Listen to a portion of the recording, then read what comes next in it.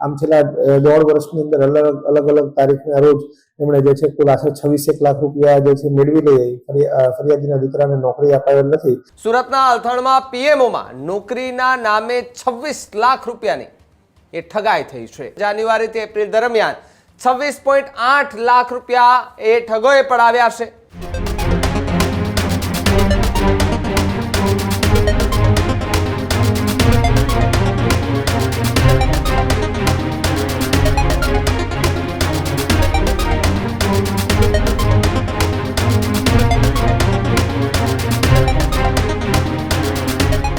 સમાચારોમાં આગળ વાત સુરતની કરીએ તો સુરતમાં એક ફ્રોડ જે છે તે સામે આવ્યો છે કે જ્યાં પીએમઓમાં નોકરી અપાવવાની લાલચે લાખો રૂપિયા પડાવ્યા હોવાની વિગત જે છે તે મળી રહી છે। જો કે હાલ એ આખી ઘટના જે છે તે પોલીસ સ્ટેશન સુધી પહોંચી ગઈ છે।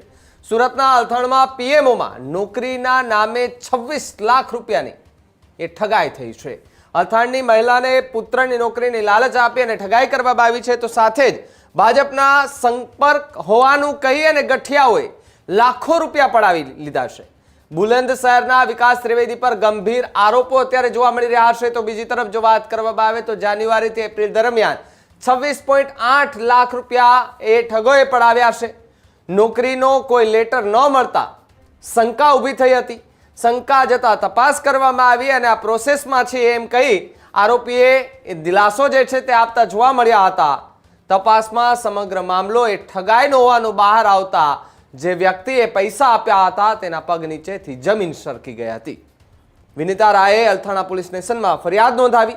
સુરતના અલથાણ પોલીસ મથકમાં પીએમઓમાં નોકરીના નામે 26 લાખ રૂપિયાની ઠગાઈ થઈ છે એવા નામથી એક ફરિયાદ જે છે તે નોંધી છે અને હાલ તજવીજ અને તપાસ પણ હાથ ધરવામાં આવી છે। ત્યારે રાજ્યની અંદર અલગ અલગ પ્રકારના આ પ્રકારે કિસ્સાઓ જે છે તે સામે આવી રહ્યા છે અને આવા કિસ્સાઓને લઈને સાયબર ફ્રોડ જે છે તે સતત વધી રહ્યું છે।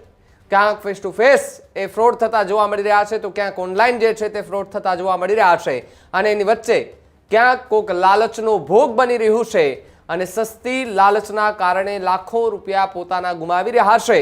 શોર્ટકટના નામે કેટલા એવા લોકો છે કે જેમણે લાખો કરોડો રૂપિયા બગાડી દીધા છે।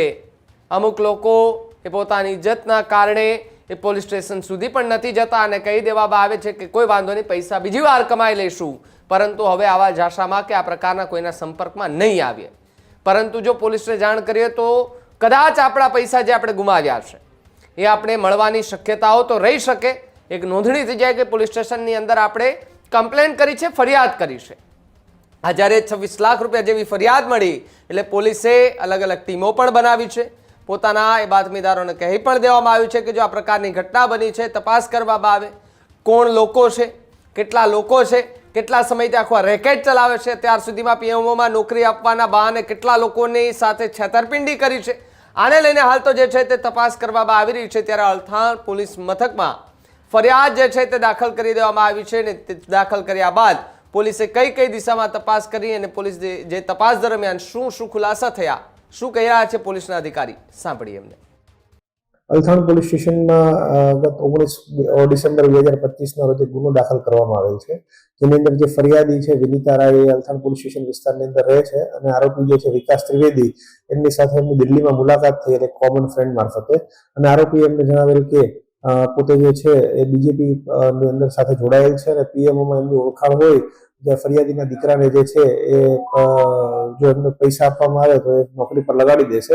આમ છેલ્લા 1.5 વર્ષની અંદર અલગ તારીખના રોજ એમણે જે છે કુલ આશરે 26 લાખ રૂપિયા જે છે મેળવી લઈ ફરિયાદીના દીકરાને નોકરી અપાવેલ નથી, જે બાબતે ફરિયાદી આ બાબતે અલથાણ પોલીસ સ્ટેશનમાં અરજી કરતા એમના વિરુદ્ધ ગુનો દાખલ કરવામાં આવ્યો।